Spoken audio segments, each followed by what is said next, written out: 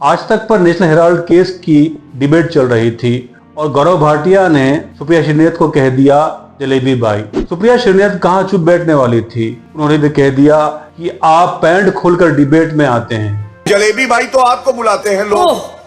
Please, तुम तो बिना पैंट के बैठते हो, तुम क्या बेवकूफी की बातें कर रहे हो। दोस्तों, कुछ हफ्तों पहले की बात है, एक डिबेट के दौरान में गौरव भाटिया बिना पैंट के डिबेट में शामिल हुए थे, वो सिर्फ कुर्ते पे थे। जलेबी बाई तो आपको बुलाते हैं लोग।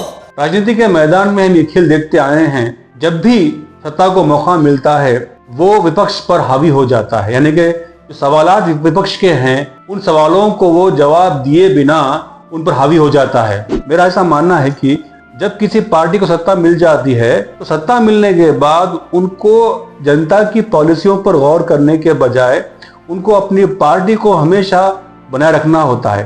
सब चंगासी, यानी कि पार्टी को आने वाले 5 साल कैसे चलाएं, ये उनकी सोच रहती है। उस वक्त विपक्ष जो सवाल करता है वो सवाल बड़े कामदार होते हैं, लेकिन उन सवालों का जवाब सत्ता नहीं देती है। ये ऐसे नहीं होता मित्रों, मैं शासन में बैठा हूं, मुझे मालूम है इस प्रकार से रुपया इतनी तेजी से गिर नहीं सकता।